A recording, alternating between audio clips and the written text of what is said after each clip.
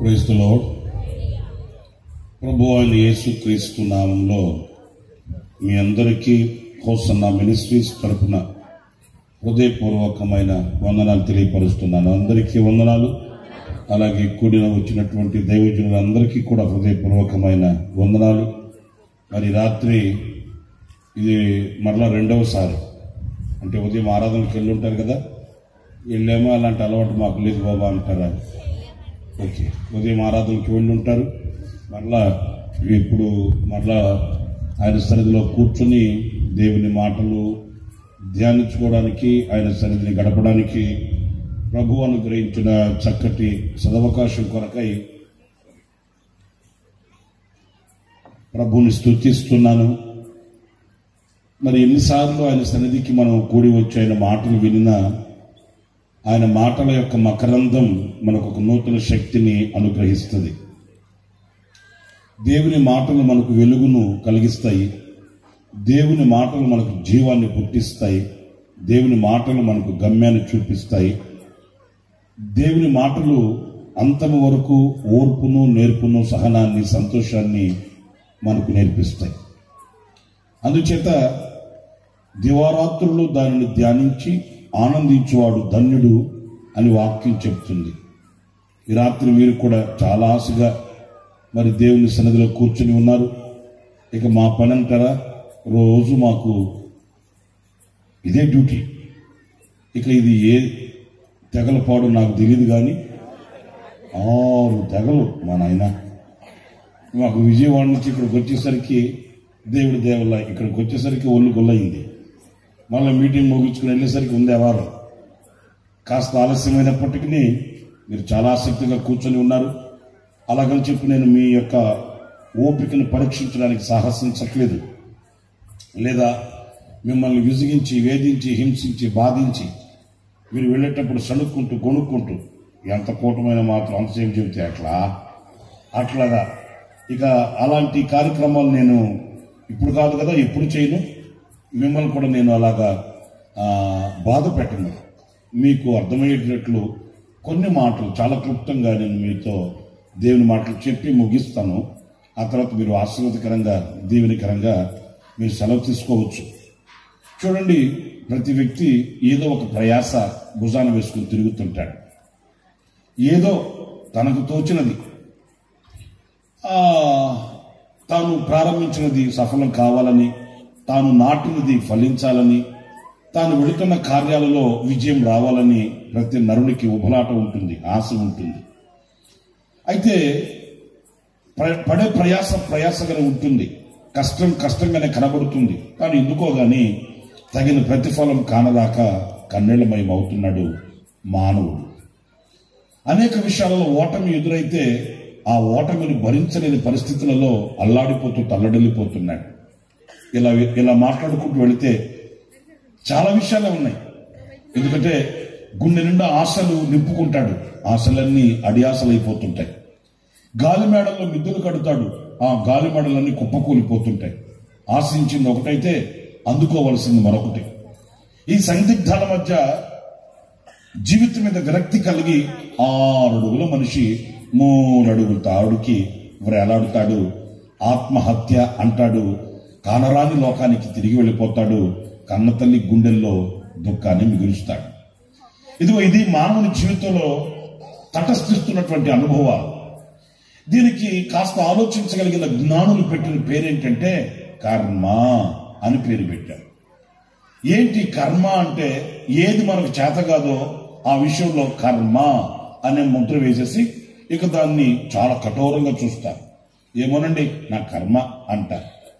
అంతేగాని ఈ కర్మకాండలో నుంచి నన్ను విడిపించే మార్గం ఏది, నన్ను తప్పించే నాదుడెవడు, నాకు ఈ కర్మ అనే ఈ అనుభవంలో నుంచి విముక్తి కలిగే మాటలు ఎక్కడ దొరుకుతాయి అని యోచించి, వివేచించి, పరిశీలించి, పరీక్షించి ఆ నీడకి వెళ్ళలేని పరిస్థితి. ఎందుకంటే ఒకవైపు కులం అడ్డొస్తుంది, ఒకవైపు మతం అడ్డొస్తుంది, మరొక వైపు బంధువులు అడ్డొస్తారు. ఇంకా ఇలాంటి ఆటంకాల మధ్య, అవరోధాల మధ్య ఆగిపోయిన వాళ్ళు ఎందరో కనిపిస్తారు.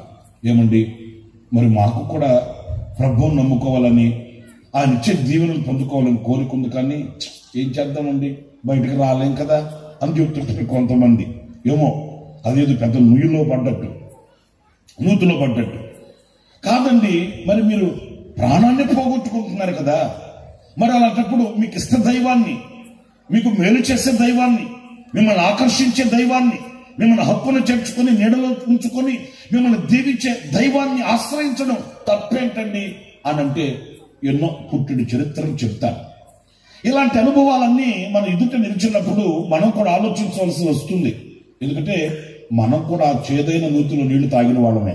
ఇక్కడ కూర్చున్న వాళ్ళంతా ఏమీ పరలోకం నుంచి తాడుగట్టి కష్టమంటే దుఃఖమంటే వ్యాధులంటే వ్యాధులంటే తెలియని వాళ్ళు ఏమీ కాదు, పరలోకం నుంచి తాడుగట్టి దింపబడిన వాళ్ళు ఏం కాదు. అందరూ కూడా ఇదే మార్గంలో వెళ్ళిన వాళ్ళమే. ఇప్పుడు కాకపోయినా రేపైనా, లేకపోతే నిన్న కాకపోయినా ఈ రోజైనా, ఏదో ఒక క్షణాన ఏదో ఒక రోజున కంటి తడి పెట్టిన వాళ్ళమే.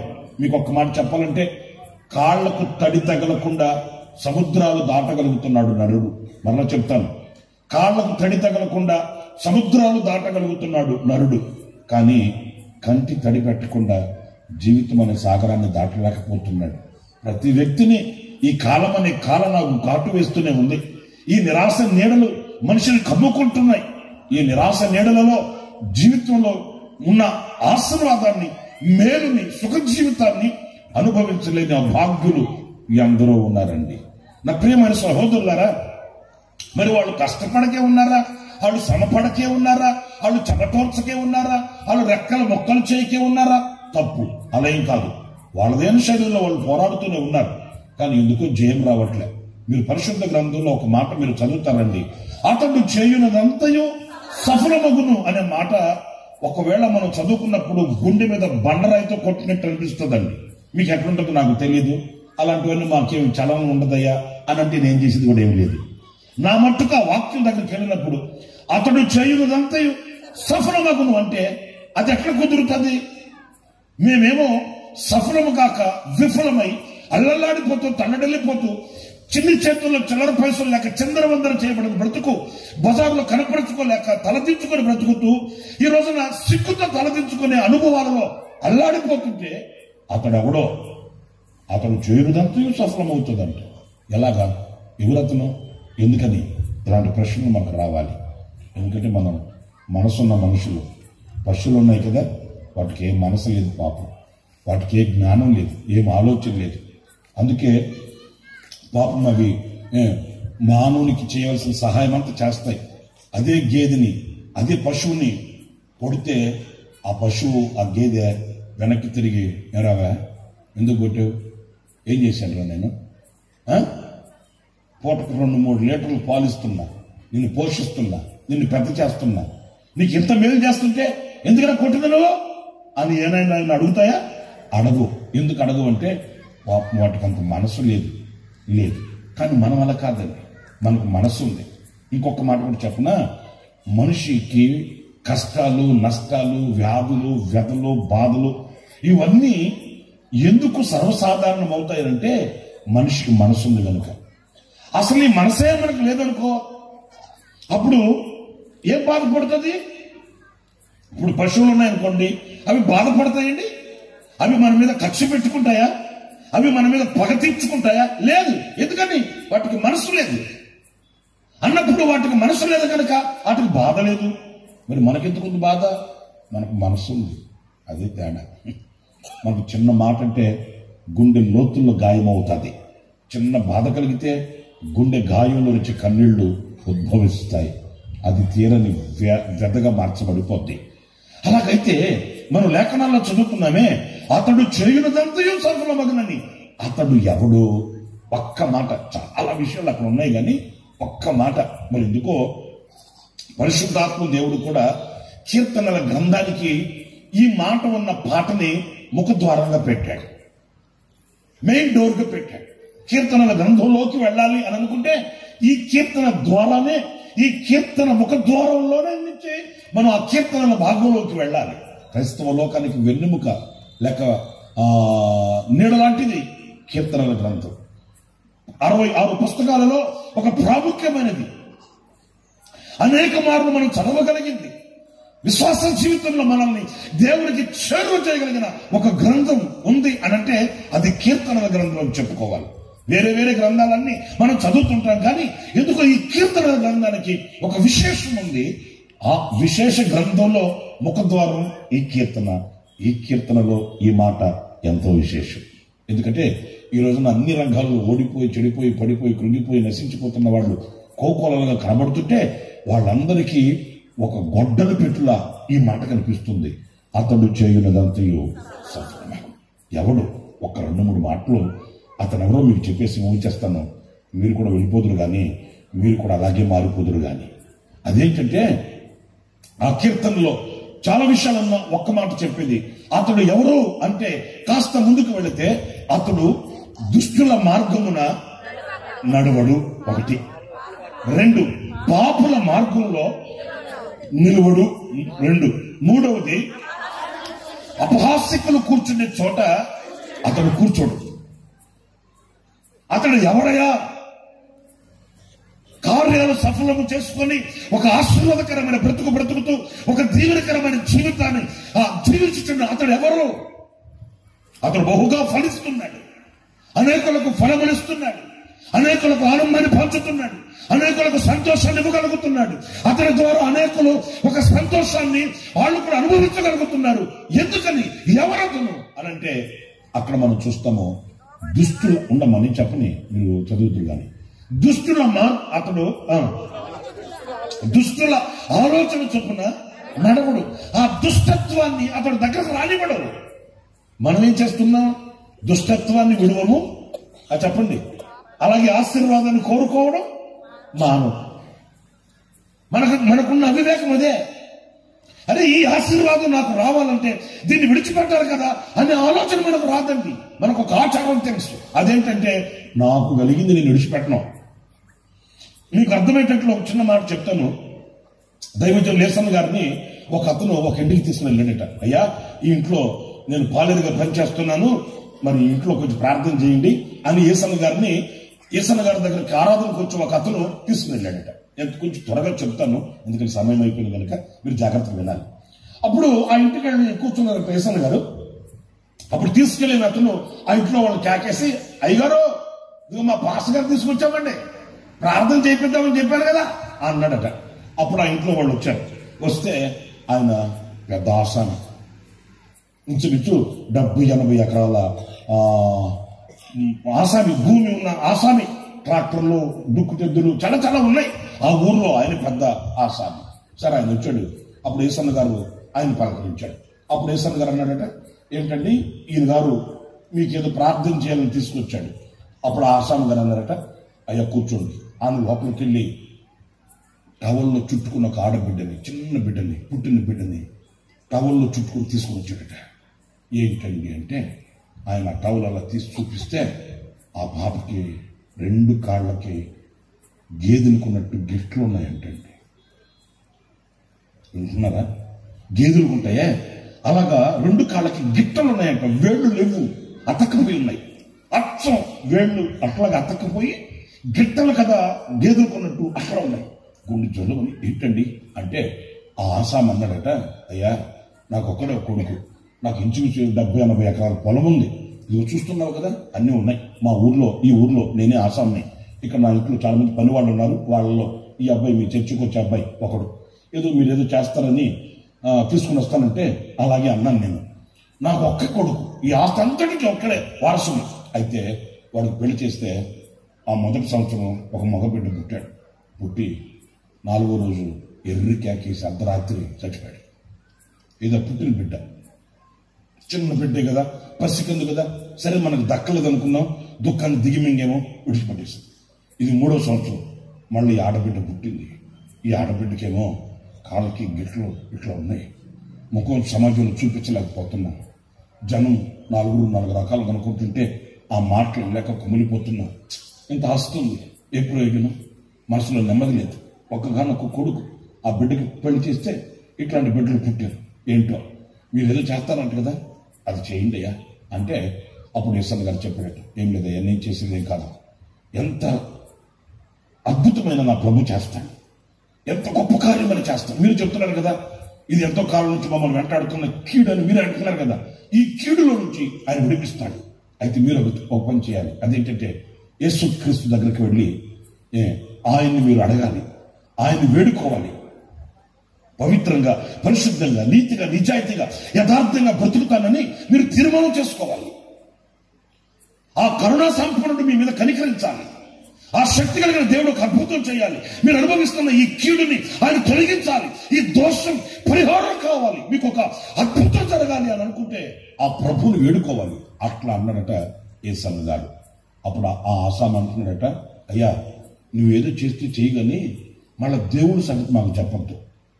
ఇప్పుడు ఉండి దేవుడికి దండం పెట్టలేక, పూలదండలు లేక, అగరబత్తులు వెలిగించలేక, గుండులు పెట్టలేక సస్తున్నాం.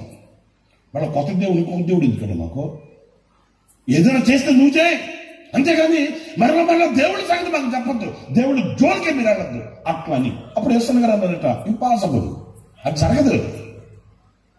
ఏదైనా చేస్తే నేను ఆరాధించిన దేవుడు ఒక ఆశ్చర్యమైన కార్యం చేయాలి. ఆయన ఆశ్చర్యమైన కార్యం చేయాలంటే మీ అంతరంగంలో పరిశుద్ధత కావాలి. మీరు నీతి, నిజాయితీ, యథార్థంగా బ్రతకగలగాలి. పరిశుద్ధుడైన దేవుణ్ణి మీరు సమీపించగలిగితే ఆయన మిమ్మల్ని సమీపించి మీకు ఎంత కార్యమని చేస్తాడు. అట్లా అంటే వాళ్ళు అన్నారట, దేవుడి సంగతి అయితే మాకు వద్దండి, అలాగైతే నాకు కూడా మీరు వద్దండి అని యేసన్న గారు కూడా లేచి సంకల్ప బైబిల్ పెట్టుకుని బయటకు వచ్చేస్తే యేసన్న గారిని తీసుకెళ్లిన డేవిడ్ అని అతను చెప్తాడంట. యేసన్న గారు తీసుకెళ్ళాడు కదా, అతను చెప్తాడట, యేసన్న గారండి ఆ అమ్మాయి అట్లా ఎందుకు పుట్టింది మీకు తెలుసా? రే నువ్వు కాదు నన్ను తీసుకొచ్చింది, నువ్వు తెలుసా అంటే నాకు అర్థం వస్తుందిరా. పోనీ నాకేం ముందేమని చెప్పావా ఈ వ్యవహారం అంతా? మా ఆసాం ఇంట్లో చిన్న ప్రార్థన చేయాలంటే వస్తుంది నేను విషయం తెలుసుకోకుండా, మరి నన్ను తెలుసా అంటే నాకు అర్థం వస్తుందిరా. అది తెలియదు కదా, చెప్తా నేను. మా నాన్న ఈ ఇంట్లో పాలేరు మొదట. మా నాన్న చనిపోయిన తర్వాత నేను చేరా ఆ డ్యూటీలో, ఆ ఉద్యోగంలో. మా నాన్న ఈ ఇంట్లో చాలా కాలం నుంచి పాలేరు. అయితే ఆ ఇంట్లో ఆ ముసలాయన ఉన్నాడే తక్కువైనడు కాదు, ఇంకా చంద్ర చచ్చిన పురుగు సాగులో చూడు, రోషంగా మాట్లాడాడే ఆయన తక్కువైనడు కాదు. ఎందుకు ఆ పాప అట్లా పుట్టిందంటే, ఈ ఊర్లో వీళ్ళు ఆసాములు కదా, భూసాములు కదా, వాళ్ళ పొలంలో ఏదన్నా ఒక గేదె గన తప్పిదారిన వాళ్ళ గేదెలు వాళ్ళ పొలంలోకి వచ్చి వాళ్ళ పొలంలో పంట గన తింటే ఆ పెద్ద ఆయన ఏం చేసేవాడు, మా నాన్న పిలిచి రే సాబేలో రారా వెళ్ళి ఆ గేదెను తోలుకోరారా అంటాడు.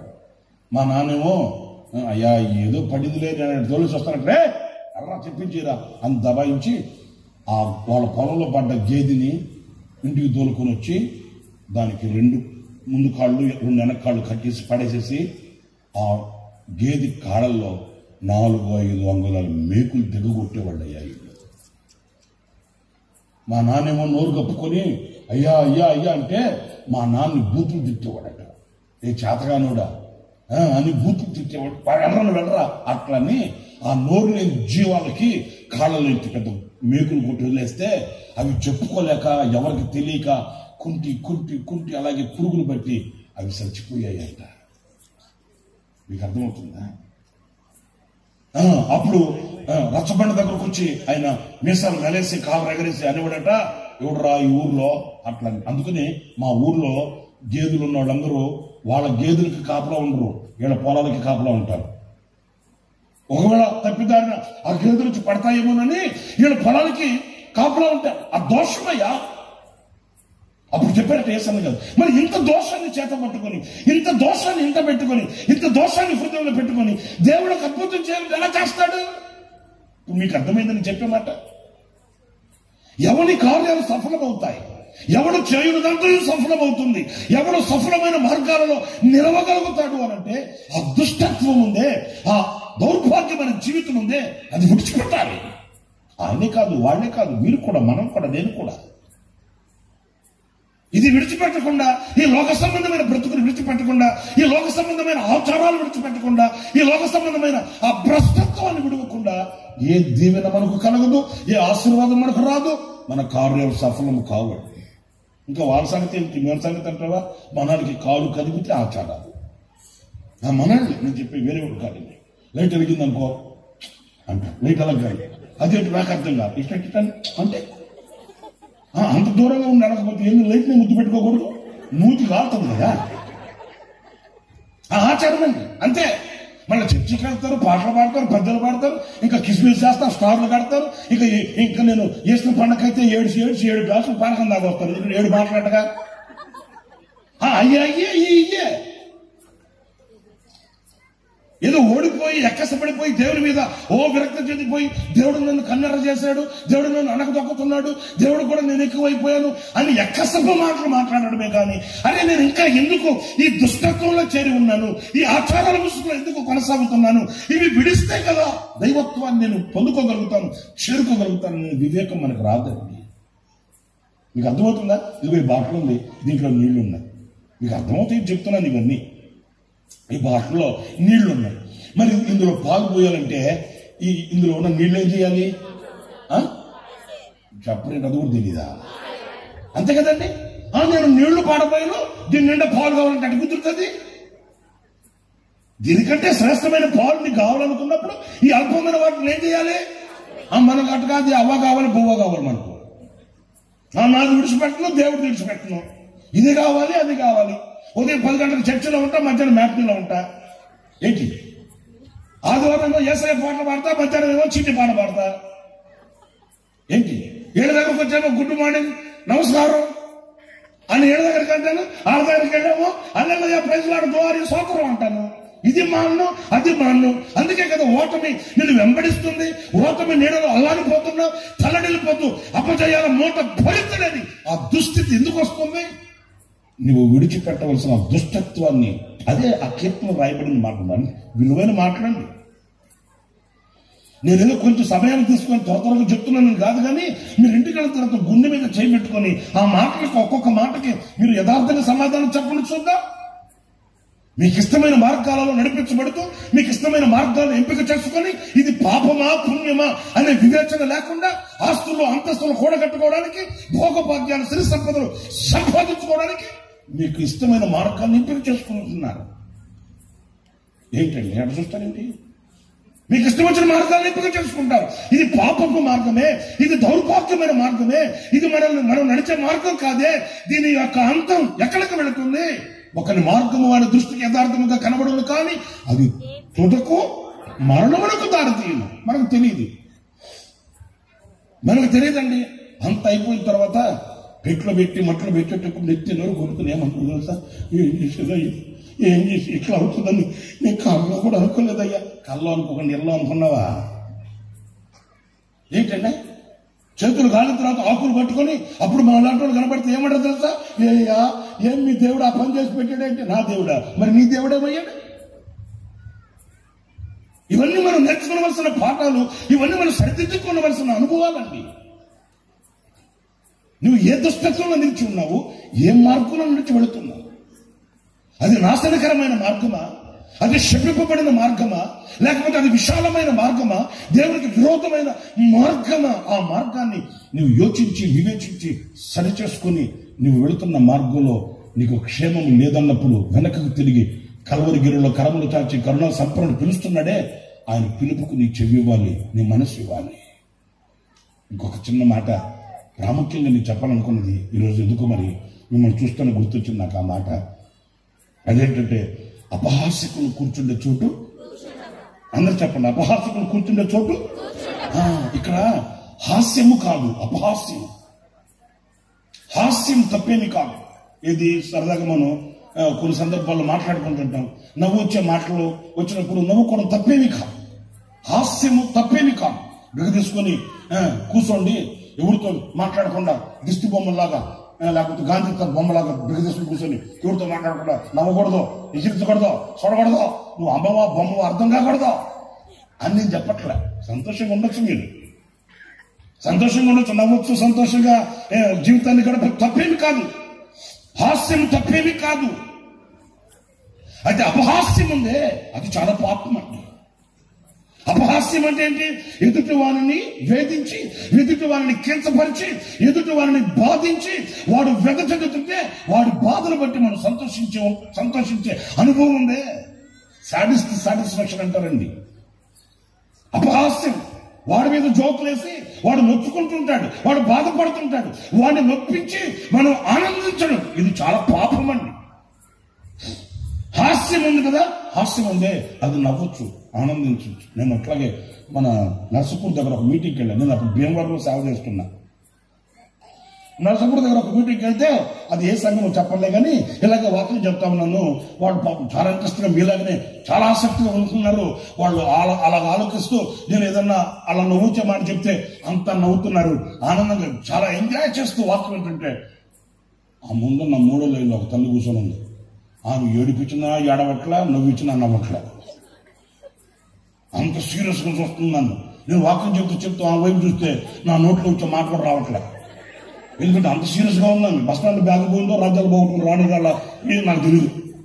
సరే పోనీలే, ఆమెకి వీళ్ళంతా సంతోషంగా వాక్యాన్ని వింటూ వాళ్ళు ఆనందిస్తుంటే ఆమెకి ఎక్కింది కిక్కు. ఇక ఆమంటది, ఏంటి ఊరకన అవుతారేంటి, ఎందుకంటే ఊరకన అవుతారండి, నువ్వు రూసులు వాక్యం ఉంటారు మీరు మన నర్సపూర్లోనండి, రూసులు వాక్యం ఉంటారండి, ఊరకన అవుతారండి కప్పల్లాగా. అమ్మ ఇక నేను వాక్యం ముగించేంత వరకు ఆ అమ్మ మొహం చూస్తే అంతలో ఒట్టు. ఇప్పుడు నేను చెప్పేది ఏంటంటే ఇప్పుడు నవ్వుకోవడం సంతోషంగా ఉండడం సర్వసాధారణం. కానీ ఒకరిని వేధించి, ఒకరిని బాధించి, ఒకరిని తక్కువ చూపు చూసి వాడు బాధపడుతుంటే మనం సంతోషించేది ఉందే చాలా పాపం అండి. అలాంటి చోట మనం కూర్చోకూడదట. నేను చెప్పింది మీకు అర్థమవుతుందా? ఎందుకని కూర్చుంటాను తప్ప, అంతే. నువ్వు అలాంటి సహవాసాన్ని ఏర్పరచుకోవడమే తప్పు. అలాంటి సహవాసం కలిగిన వాళ్ళతో నీవు ఉండడమే అది పాపం. నువ్వు ఎందుకో నీ కార్యాలు సఫలము కాక ఆశీర్వాదకరమైన బాటలో నడవలేకపోతున్నావంటే ఇది ఒక సహవాస దోషం. నువ్వు కూర్చున్న చోటు ఒక అపవిత్రమైనది, నువ్వు కూర్చున్న చోటు అది ఆశీర్వాదకరమైనది కాదు అన్నప్పుడు ఆ చోటు విడిచి రావాలంటే ఆ చోటును విడిచిపెట్టాల్సిందే. ఆమేన్, హల్లెలూయా. ఆ శపింపబడిన ఆ సహవాసాన్ని ఏదైనప్పటికీ కూడా దానిని త్యజించి విడిచిపెట్టకపోతే నీకు పెను ప్రమాదం ఉంది, నీ జీవితంలో దీవెన కలగదు. అయితే ఎక్కడ కూర్చోవాలి అంటే అపహాసకులు కూర్చునే చోట్ల కూర్చోకూడదట. మీరు పరమగీతాల గ్రంథంలో ఒక మాట, భలే మంచి మాట మీరు చదువుతారండి. పరమగీతాల గ్రంథం 2వ కీర్తన, పరమగీతాలు 2వ కీర్తన 3వ చరణంలో ఒక మాట, చక్కటి మాట ఉంటుంది చూడండి. అడవి వృక్షములలో జందర వృక్షం ఎట్లున్నదో పురుషులలో నా ప్రియుడు అట్లున్నాడు. అయిపోయి ఏంటట అడవి వృక్షాలు. అడవి వృక్షాలు అంటే అడవిలో ఏ వృక్షాలు ఉంటాయండి? అడవిలో ఏ చెట్లు ఉంటాయండి చెప్పరేంటి? ఒక జాతి కాదు, దాని పేరే అడవి. ఒక జాతి లేని చెట్లన్నీ ఉంటేనే అడవి. ఇప్పుడు జామ చెట్లు ఉన్నాయనుకోండి, దాన్ని ఏమంటారు? మరి అది మరి మామిడికాయలు ఉన్నాయనుకోండి, మామిడి చెట్లు ఉన్నాయనుకోండి, దాన్ని ఏమంటారు? మరి అడవిని అడవి అంటారు. ఎందుకని?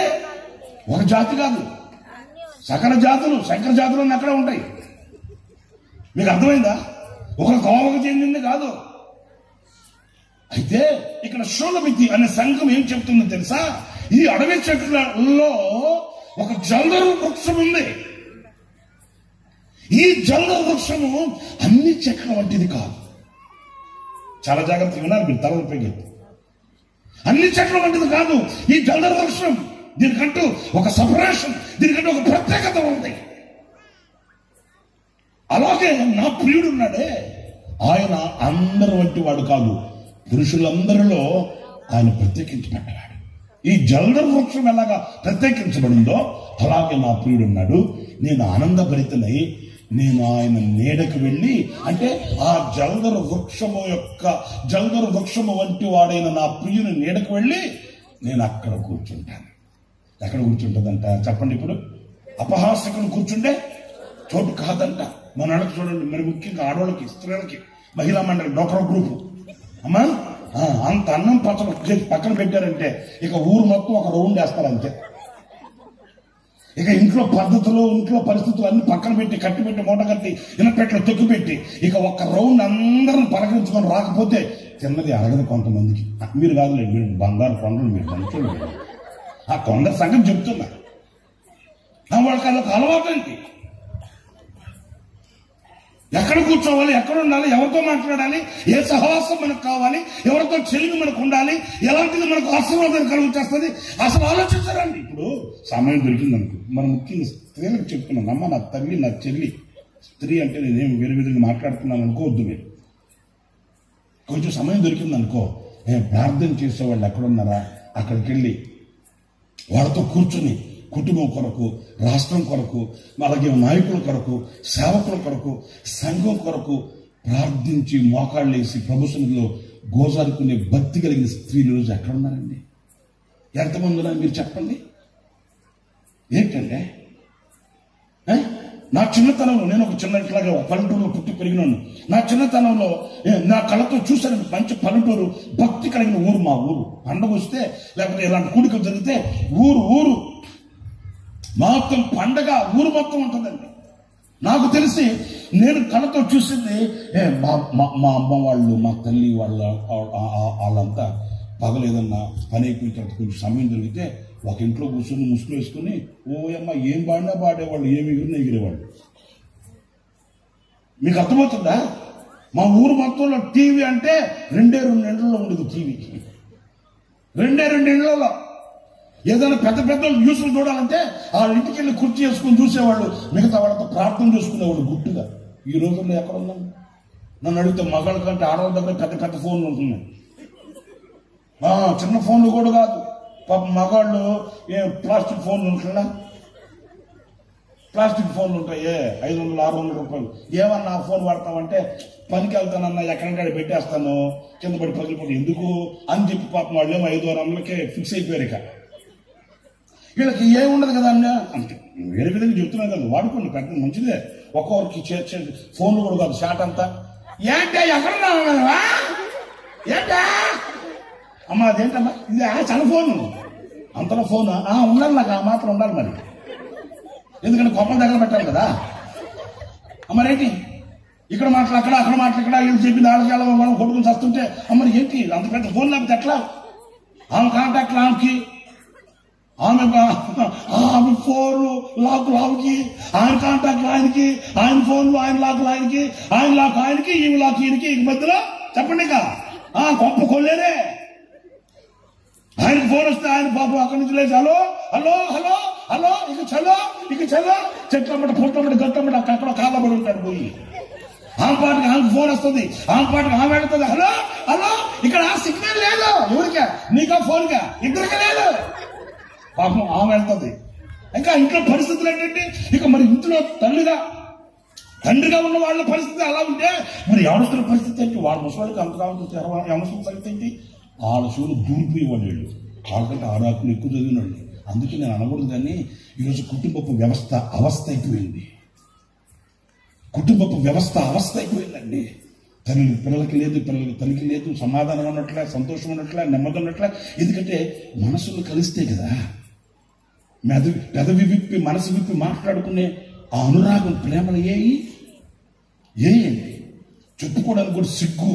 కన్న తల్లి అక్కడ ముసలి కన్న తల్లి అక్కడ కూర్చొని ఉంటుంది. ఆ తల్లి దగ్గర కూర్చొని 4 మాటలు మాట్లాడేదానికి ఈ రోజున సమయం లేదు. ఈ అనవసరమైన ఆర్గ్యుమెంట్స్ ఉంటాయి, ఫోన్లు ఈ పెట్టుకుని గంటలు మాట్లాడమంటే ఏం మాట్లాడటం ఏంటో. కన్న తల్లితో 4 మాటలు మాట్లాడుకునే మమకారం చచ్చిపోయిందండి. నేను పేపర్లో చూసా ఒక చిన్న జోకు. భార్య భర్త ఇద్దరు కూర్చొని భోజనం చేస్తుంటే భర్త భార్యకి ఫోన్ చేసి అంటున్నాడు, కూరలో కొంచెం ఉప్పు తక్కువ ఉప్పేయి అంటున్నాడు. మీకు అర్థమైందిగా? అంటే అంత ఫిక్స్ అయిపోయారు మనాళ్ళు. ఎదురుబదురుగా కూర్చొని మాట్లాడుకుంటూ భర్త భార్యకి ఫోన్ చేసి కూరలో ఉప్పు తక్కువ ఉప్పే అంటున్నాడు. ఆమె కూడా అట్లాగే చేస్తానండి అంటున్నానే. ఏంటండి మీకు ఇంకా ఒక మాట చెప్పనా? ఒక ఇంటికి ఒకడు వచ్చి భవతి భిక్షాదేహే అన్నాడట. అనిందట, అయ్యా ఇంకా ఏం వండలేదు, ఒక అర్ధగంట తర్వాత రాపు అంట. ఆడన్నాడట, వండిన తర్వాత మిషన్ ఖాళీ అమ్మ అన్నాడట. ఎవడు మరి అది ఈరోజు టెక్నాలజీ అక్కడికి వచ్చింది వ్యవహారం. మీకు అర్థమవుతుందా? అంతేకాని అయ్యో సమయం దొరికిందే దేవుని సన్నిధికి వెళదాం, సమయం దొరికిందే వాక్యాన్ని చదువుదాం, సమయం దొరికిందే ప్రభుత్వం ముచ్చటించుకుందాం, సమయం దొరికిందే ఆయనతో సహవాసాన్ని పటిష్టం చేసుకుందాం అన్న ఆత్మీయులు ఈ రోజున ఎక్కడ ఉంటారో వాళ్ళు చేయునదంతా సఫలమవుతారు. స్తోత్రం కలుగును గాక. అడుగు పెట్టిన ఎడారి ఫలిస్తుంది, ఎండిన ఎడారిలో నీటి వదలు ఉబుకుతాయి. అతని జీవితం కొండ మీద కట్టబడిన పట్టణం వలె, దీపస్తంభం మీద పెట్టిన దీపం వలె ప్రకాశిస్తుంది. ఎందుకని జల్దరు వృక్షము యొక్క నీడ. నా ప్రియుడు అలాంటి వాడు. నేను అంటాను, ఏంటి ఈ ప్రియుని జల్దరు వృక్షానికి ఎందుకు పోల్చింది? ఆ జల్దరు వృక్షపు నీడకి ఎందుకు కూర్చుంటుందంటే, టూకీగా ఎక్కువ కాదు, చాలా విషయాలు ఉన్నా సందర్భాన్ని బట్టి 2 విషయాలు చెప్తా. ఈ జల్దరు వృక్షానికి ఉన్న మొదటి లక్షణం ఏంటంటే, ఈ జల్దరు వృక్షమట ఆదరణ కలుగు చేస్తుందట. ఏం కలుగు చేస్తుందండి? మీరు అందరూ చెప్పాలండి గట్టిగా. ఏం కలుగు చేస్తుంది? ఆదరణ. అడవిలో అనేక చెట్లు ఉన్నాయి. ఆ చెట్లు నీడకు వెళితే ఏవి కూడా మనకు ఆదరణ కలుగు చేయవు. చాలా చెట్లు ఉన్నాయి. కొన్ని చెట్లేమో గాయాన్ని రేపుతాయి, కొన్ని చెట్లేమో మనకు గమ్యాన్ని చెరిపేస్తాయి, కొన్ని చెట్లేమో నిరాశను కలిగిస్తాయి. అన్ని చెట్లు ఆదరణ కలిగి చేయవు. ఇప్పుడు ముళ్ళ చెట్టు ఉంది, నలగము చెట్టు ఉంది. అన్ని చెట్లలో గూళ్ళు పెడతాయి పక్షులు. ఈ నలగము కర్ర ఉందే, ముళ్ళ చెట్టు, దాంట్లో గూళ్ళు పెట్టాం. ఎందుకని కదిలితే మెదిలితే ముళ్ళు కళ్ళు లేపేస్తాయి, కళ్ళు గుచ్చేస్తాయి, కుడ్డోని చేసేస్తాయి. కొన్ని ముళ్ళ చెట్లు ఉన్నాయండి, గాయాన్ని రేపు ముళ్ళ చెట్లు అయ్యి. ఒకవేళ పొదలాగా కనబడినా, బలంగా కనబడినా అవి గాయాన్ని రేపే చెట్లు.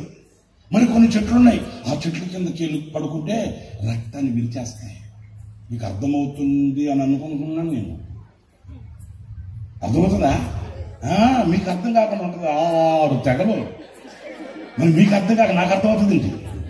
మరేంటి? కొన్ని చెట్ల దగ్గరికి వెళితే రక్తాన్ని ఇరిచేస్తాయి, కొన్ని చెట్ల దగ్గరికి వెళితే నీకున్న విశ్వాసాన్ని హరించేస్తాయి. ఆకాశం నుంచి దేవదూత దిగు వచ్చి అన్నాడు, ఎలియా ఏం పని ఇక్కడ, నీకు ఏం చేస్తున్నాడు ఇక్కడ? ఈ చెట్టు కింద ఎవరు రమ్మన్నాడు నిన్ను? అరసి సొలసి సొక్కిపోయి రాత్రి తడగడగా చూసుకుని పడుకుని నిద్రపోయాడు. అది కూడా మళ్ళీ మరణాపేక్ష కలిగిన వాడై, నేను బతకను, ఎందుకు బతకాలి, బతుకు చాలు, నన్ను ఈసే, నన్ను లేపే. నేను అంటాను, సంపతానన్న దగ్గరికి ఆ నుంచి పారిపోయి వచ్చి ఎవరు లేని చోట కూర్చొని నన్ను చంపే ఆమె రాసి పంపించింది ఏంటండి? ఆమె రాసి పంపించింది ఏంటి? చంపేస్తా, నిన్ను లేపేస్తా, ముక్కలుగా నరికేస్తా, పోగులేసేస్తా అంటే ఏమో అక్కడి నుంచి బారిపోయి వచ్చి ఇక్కడ ఊళ్ళేడు, ఎక్కడికి వచ్చి నన్ను చంపే. చచ్చిపోయేవాడు అక్కడ నిలబడకూడదా? అందుకు దేవదూత వచ్చి అన్నాడు, ఏం పని నీకు ఇక్కడ? లే, ఈ చెట్టు నేను ఎందుకు ఆశ్రయించావు? నిజమే, కొన్ని చెట్ల నీడకి వెళితే జీవితం మీద విరక్తి కలిగిపోద్ది, సావే శరణ్యం, ఇక సాగు గురించి ఆలోచనలే. రాత్రి పడుకున్నా కూడా ఏదో వచ్చినట్టు, పెట్టి తెచ్చినట్టు, పెట్టిలో పెట్టినట్టు, మట్టి దగ్గర తీసుకెళ్ళినట్టు, మట్టిలో పెట్టేటప్పుడు మళ్ళీ చౌకలు వేసినట్టు వెలుగు వచ్చి చూస్తే అందరూ అక్కడే ఉంటారు. అమ్మ నేను ఇంటికి రావలేదే పోనండి. అదొక స్పిరిట్ అండి. అయితే నేను చెప్పే ఈ జల్దరు వృక్షం ఉందే, అలాంటిది కాదు. నిన్ను నిరాశపరిచేది కాదు, నిన్ను గాయపరిచేది కాదు, నీ రక్తాన్ని విరిచేసేది కాదు, నీ జీవితాన్ని నిరాశకం చేసేది కాదు. ఈ జల్దరు వృక్షం ఎలాంటిదంటే, నీవు కృంగి కృషించి నలిగి చెడి పడి కన్నీళ్ళమయమై ఆ చెట్టు దగ్గరికి వెళ్తే ఆ చెట్టు నీ తల్లి నీకు ఇవ్వలేని ఆదరణ నీకు ఇస్తుంది. ఆ చెట్టు నీ కడుపును పుట్టిన బిడ్డలు నీకు ఇవ్వలేని ఆదరణ ఆ చెట్టు నీకు ఇస్తుంది. నేను కొన్న ఉన్న వాళ్ళు ఇవ్వలేని ఆదరణ నీకు ఆ చెట్టు ఇస్తుంది. నేను చెప్పే మాట కాదు అది, అదే కీర్తనలో ఉంటుంది చూడండి మీరు, పరమగీతాల గ్రంథంలోనే ఆ మాట, మంచి మాట అండి. అదే బ్రదర్, 2వ అధ్యాయం 2వ కీర్తనలో 5వ చరణం, ప్రేమాతిశయము చేత నేను మూర్ఛనిస్తున్నాను, ద్రాక్ష పండ్ల ఎడలు పెట్టి నన్ను బలపరచండి. జల్దరు పండ్లు పెట్టి అంటే జల్దరు పండ్లు పెడితే నీకు ఆదరణ. ఆ జల్దరు పండ్ల యొక్క ప్రతిఫలం ఏంటి? ఆలస్యం సొలసిపోయి నీ జీవితం విరక్తి కలిగి ఇంకా నేను బతకను, నేను చేస్తా, నేను ఊరేసుకుంటా, నేను రైలు కింద పడతా, ఇంక రైలు తప్ప ఇంకేం కనబడతాడికే అనుకుంటూ వస్తే ఆ చెట్టు దగ్గరకు రాగానే ఆ చెట్టు నీలో ఉన్న దుఃఖాన్ని, నిట్టూర్పుని, నిస్పృహను మాత్రం తీసేసి ఒక గొప్ప ఆదరణని నీకు కలిగిస్తుంది. ఇదిగో ఏమంటుందంటే, నా ప్రియుడు అట్లాంటి వాడు, నా ప్రియుడు నేను ఎందుకు ఆనందపడుతున్నాయి వెళ్ళి ఆయన పక్కన ఆయన నీడలో నేను ఎందుకు కూర్చుంటున్నానో తెలుసా, నాకు ఆదరణ. లోకంలో ఎక్కడ ఎప్పుడు ఎవరి దగ్గర దొరకని ఆదరణ. చెడిన నన్ను కడిగిన ప్రేమ, పడిన నన్ను లేపిన ప్రేమ, చెడిన నన్ను కడిగిన ప్రేమ, పడిన నన్ను లేపిన ప్రేమ, నల్లగాలని ప్రేమ, మారని యేసు ప్రేమ, నల్లగాలని ప్రేమ, మారని యేసు ప్రేమ, ఇదిగో కలువరి శిలువ ప్రేమ, మరపురాని మధుర ప్రేమ, యేసు ప్రేమ, నా యేసు ప్రేమ, యేసు ప్రేమ, నా యేసు ప్రేమ, ఇదిగో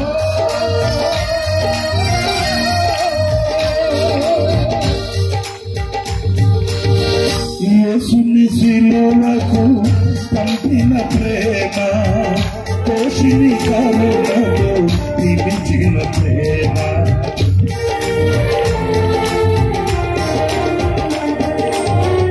యేసుని శిలువకు పంపిన ప్రేమ, పోషిని కరుణతో పిలిచిన ప్రేమ,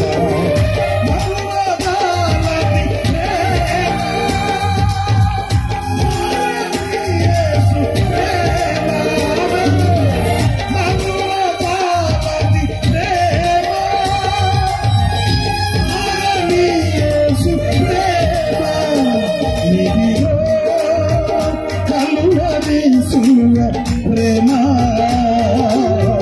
మరపురాని మధుర ప్రేమ, యేసు ప్రేమ, నా యేసు ప్రేమ, యేసు ప్రేమ, నా యేసు ప్రేమ, యేసు ప్రేమ, నా యేసు ప్రేమ, యేసు ప్రేమ, నా యేసు ప్రేమ,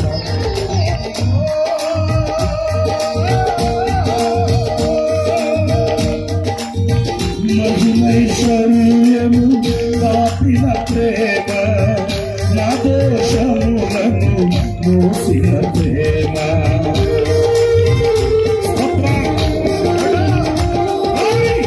మహిమైశ్వర్యము కాసిన ప్రేమ, నా దోషములను మోసిన ప్రేమ,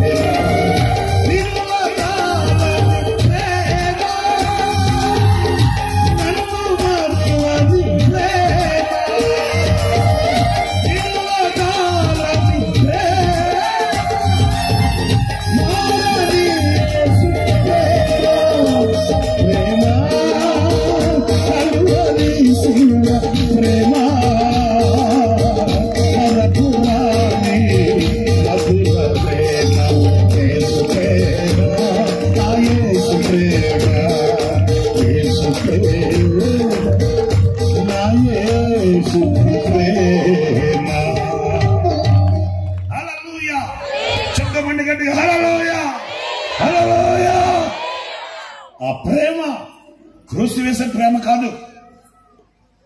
ఆ ప్రేమ గొంతు మీద కత్తి పెట్టి ఐ లవ్ యూ చెప్పు, ఐ లవ్ యూ చెప్పు, ఐ లవ్ యూ చెప్పు అనే ప్రేమ కాదు. ఆ ప్రేమ కత్తి పట్టుకొని ప్రేమ, కత్తి పట్టుకొని ఐ లవ్ యూ చెప్పు అని ప్రేమకి, కరుణకి కత్తికి సంబంధం ఉందేమన్నా? ప్రేమ అనేది దెబ్బ తింటుందే కానీ దెబ్బ కొట్టదు. ప్రేమ అనేది ప్రాణం పెడుతుందే కానీ ప్రాణం తీయదు. ప్రేమ అనేది గాయాల పాలవుతుందే గాని గాయపరచదు. కన్నీళ్లు పెడుతుందే కానీ కన్నీళ్లు పెట్టించదు. ప్రేమ త్యాగం చూస్తుంది, దిగి వస్తుంది, ప్రక్కన నిలిచి వెన్ను తడుతుంది, అంతం వరకు నీతోనే నిలిచిపోతుంది. ప్రేమ చేతిలో డబ్బు, ఇంట్లో జనం, ఒంట్లో బంగారు, అన్ని రంగులు హంగులు తీరితే ప్రేమ కాదు. నువ్వు పడి ఉన్నప్పుడు నీ ప్రక్కనే కూర్చునేది ప్రేమ. నువ్వు చెడి ఉన్నప్పుడు చేయుతులిచ్చి పైకి లేపేది ప్రేమ. నీ సహాయపు పరిస్థితులలో సహాయం చేయడానికి త్యాగం చేసేది ప్రేమ. ఈ జలదవృక్షం ఉందే ఆదరణ కలిగిస్తుందట. ఈరోజు నేను అనకూడదు కానీ మనిషికి కరువైంది, కొదువైందంటే చెప్పనా? ఆదరణ అండి. 70 ఏళ్ల ముసలాయన ఒకరోజు నేను మీటింగ్ ఇట్లాగే చాలా దూరం వెళ్ళి, ఎప్పుడు నేను ఉదయం 4 గంటలకు వచ్చాను మందిరానికి. అలసిపోయాను, పడుకున్నా. ఉదయం లేకడం కొంచెం లేట్ అయింది. నేను లేచి మొహం కడుక్కొని కొంచెం సిద్ధపడి బయటకు వచ్చేసరికి 10:30 అయింది. నేను లేచి మొహం కడుక్కొని సిద్ధపడి డోర్ తీసుకుని బయటకు వస్తే ఆ గుమ్మం దగ్గర ఒక ముసలాయన, 70 ఏళ్ల ముసలాయన కూర్చొని ఉన్నాడు. నేను ఆయన, అయ్యా పెద్దయ్యా ఏంటి ప్రార్థన చేయాలన్నా అన్నా. తల దించుకుని ఆయన తలపైకి ఎత్తి నన్ను చూసి బోర్ని ఏడ్చాడండి. గడగడ గడగడ ఉనికిపోతున్నాయి పెదాలు. నేను అన్నాను, ఏంటయ్యా ప్రార్థన చేయనా అన్నా. అంటే ఆయన అంటాడు, నైనా దడొచ్చేస్తుంది, నాకు ముందు అంతేమన్నా పెట్టించిన ఆయన, అంతేమన్నా తింటే ఆ తర్వాత మాట్లాడుతాను నీతో, దడొచ్చేస్తున్నాయా అంటున్నాడు. ఇదేంట్రా బాబు అని, అయ్యా ఏంటి మీరు చెప్పేది? అయ్యా దడొచ్చేస్తుంది, నాకు కొంచెం అంత అన్నం పెట్టించువా. వెంటనే నేను మందిరంలో మెసలోకి పంపించి 10 గంటలప్పుడండి కొంచెం 4 ఇడ్లీలు, కొంచెం టిఫిన్ ఉంది, అది తెప్పించి పెట్టిస్తే మీరు నమ్మండి, ఆ పెట్టిన దాన్ని 2-3 పిడికిలతో నోట్లో కుక్కేసుకొని తినేసి కట్ట నీళ్ళు తాగేసి దమ్మర్చుకొని దిక్కులు చూస్తున్నాడు.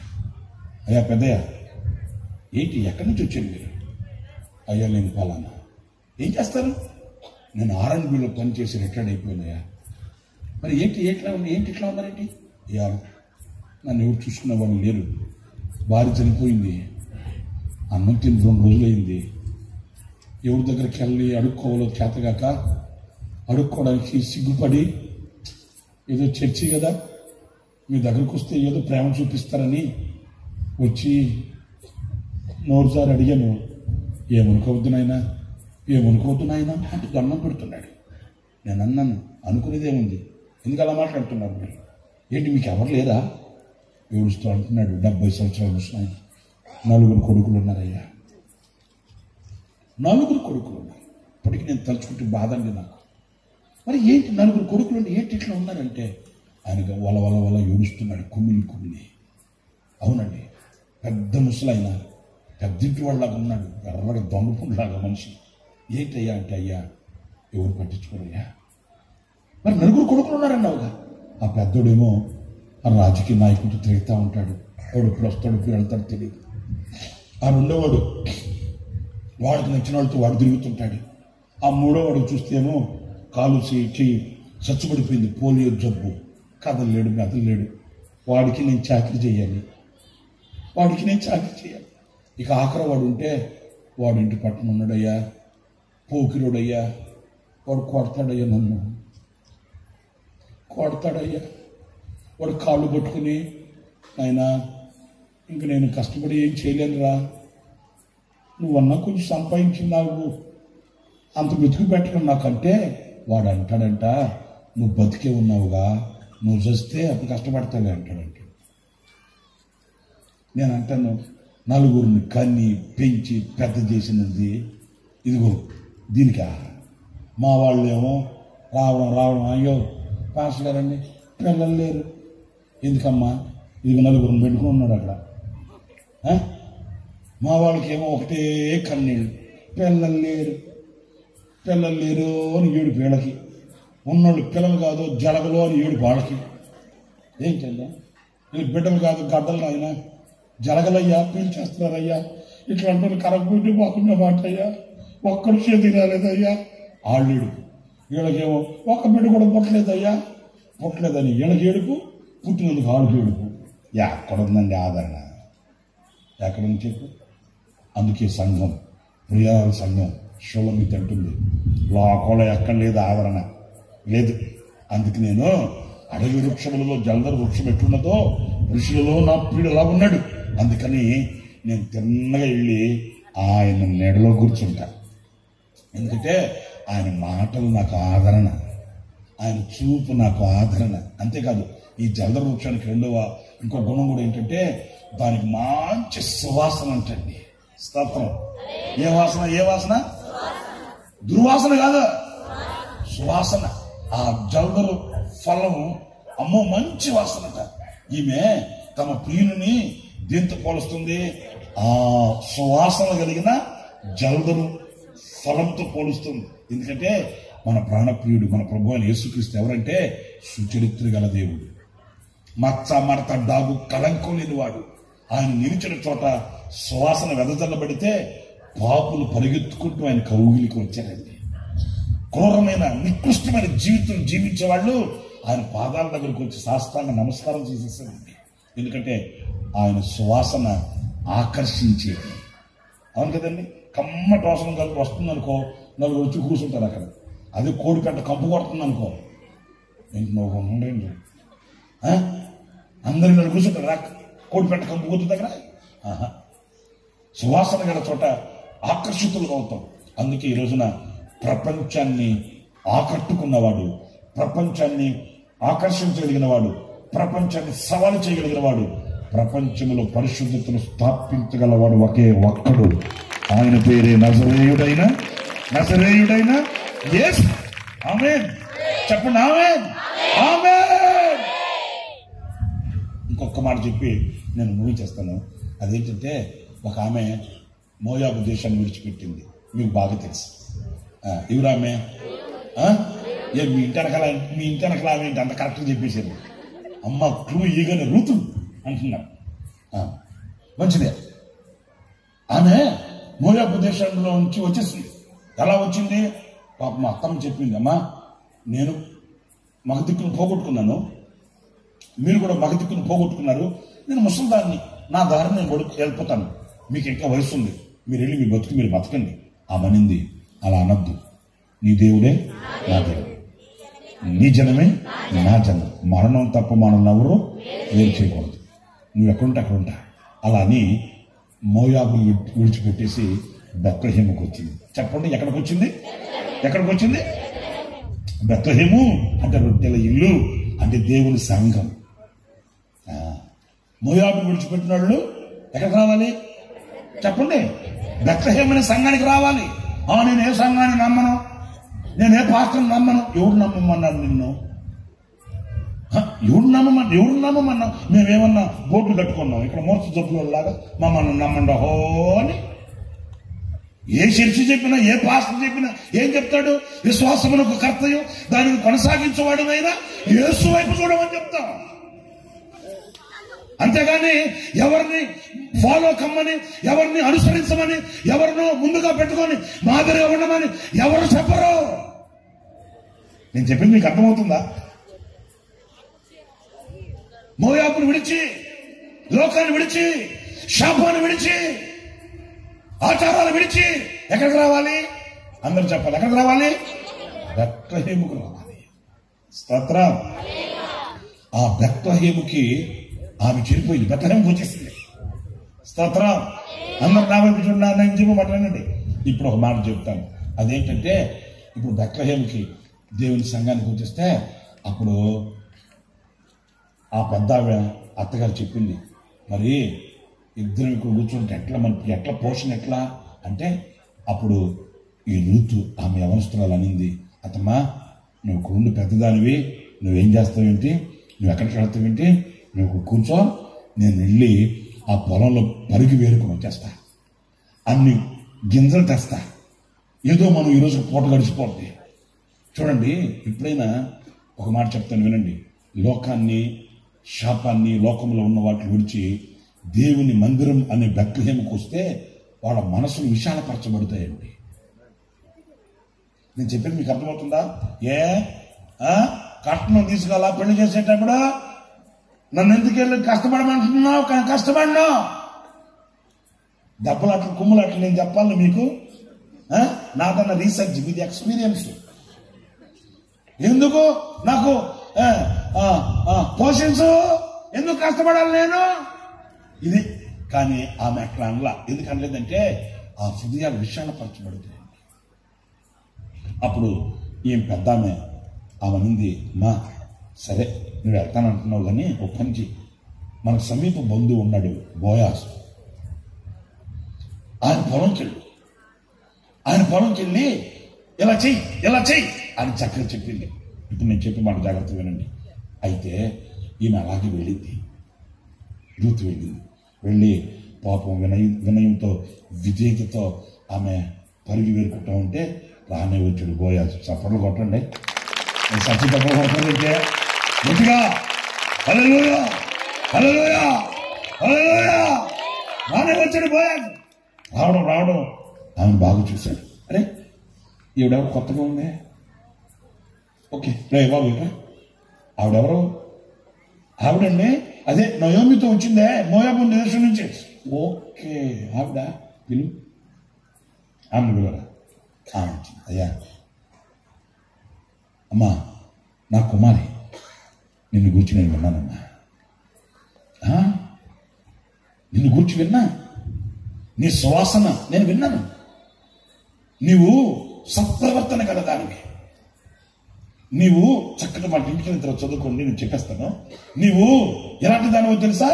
కొద్దివారినే కానీ, నేను చెప్పి మాట్లాడు, కొద్దివారినే కానీ, గొప్పవారినే కానీ, యవనులైన వారిని ఎవరిని కూడా నీవు వెంబడించిన వ్యక్తివి మా సౌండ్ ఇబ్బందిగా ఉంటుంది. చేసుకొచ్చుకున్నా మీకే ఇబ్బంది. ఇటు వచ్చేయండి. ఏమన్నా నేను కొంచెం గట్టిగా మాట్లాడినప్పుడు మీకు ఇబ్బందిగా ఉంటుంది. రైట్, ఇప్పుడు చెప్పే మాట వినండి. ఆమెలో ఉన్న క్వాలిటీస్ ఎలాంటివో తెలుసా? అమ్మా నువ్వు ఎలాంటి దానివి? కొద్దివారినే కానీ, గొప్పవారినే కానీ, యవనస్తులను నీవు వెంబడించిన దానివి కాదు. చూసారండి, నాకు ఆ మాట ఎంత నచ్చిందంటే, లోకంలో మనకు చాలా మంది కనిపిస్తారండి, చాలా మంది కనిపిస్తారు. మన బుద్ధి అంతా, మన పాడు బుద్ధి అంతా ఎట్లుంటుందంటే, ఎవడు కంటికి నిండా కనబడితే మనం అట్లాగా అయిపోవాలనుకుంటామండి. మీకు అర్థం కావట్లేదు నేను చెప్పే మాట? వాడు ప్యాంటు చింపుకున్నాడు అనుకో, వీడు కూడా ప్యాంటు చింపుకుంటాడు. అది నిజం నేను చెప్పే మాట. వాడు జాకెట్ చొక్కా వేసుకున్నాడు అనుకో, వీడు కూడా రేపటి నుంచి జాకెట్ చొక్కా వేసుకుంటాడు. వాడు సగం కొరికేసాడు అనుకో, ఏది ఉడత తినేసిన జాంకాయ ఉంటుందే, బాత్రూమ్ దగ్గర పరక్కట్టు ఉంటుందే. నిజం నేను చెప్పే మాట. ఎవరైనా నీకు నేర్పించింది? మా హీరో. ఆడు హీరో, వీడు జీరో. కారణం ఏంటంటే ఒకరిని చూసామనుకోండి, మీరు ఆ సంగతి చెప్పి మీరు నవ్వారు కానీ మనోడి సంగతి చెప్పనా? ఏసన్ గారిని చూశారనుకో, ఏసన్ గారు లాగైపోవాలి రాక అంతే. బిల్లిహిన్ గారిని చూశారనుకో, అసలు బిల్లిహిన్ గారు లాగైపోవాలి అంతే. స్టేజ్ కట్టి, మైకులు కట్టి, లైట్లు కట్టి, వేదికేసి టాచ్ అంటే పడిపోవాలి జనం అంతే. ఇంక రేపటి నుంచి అదే స్టార్ట్ చేసేస్తాను.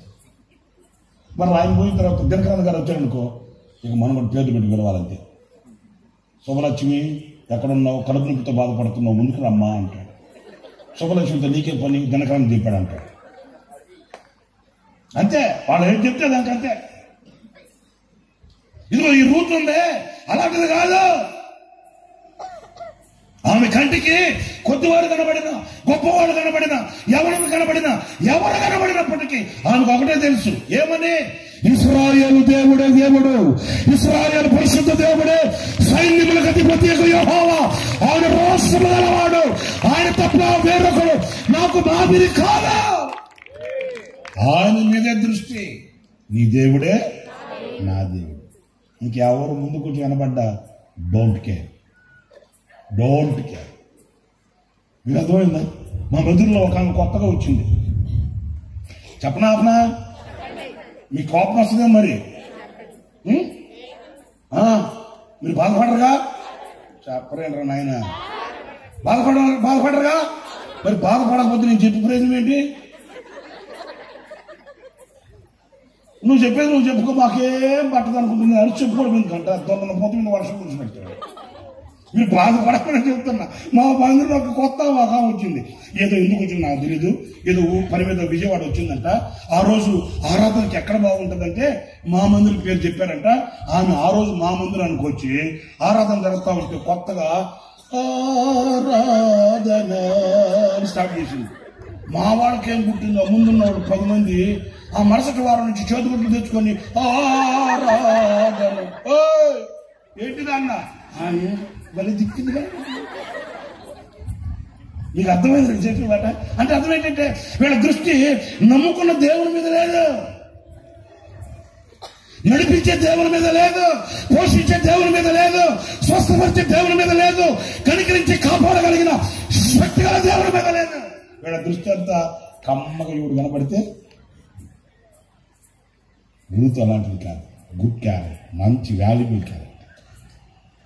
కొద్దివారే కానీ గొప్పవాళ్ళు ఎట్లా ఉంటారండి? ముస్తాబు చేసుకొని మెడలో 4 కొక్క గొలుసులు వేసుకొని అవి బంగారు పిచ్చి బంగారు దేవుడికి కనుక వాళ్ళకి తెలుసు. వాటిలో ఏదో ఒకటి గ్యారెంటీ ఉంటుంది, 4 మాత్రం డూప్లికేట్ ఉంటాయి. ఇక వాళ్ళు ఒంటి నిండా వేసుకుని దిగేసుకుని వచ్చి కూర్చొని చర్చిలో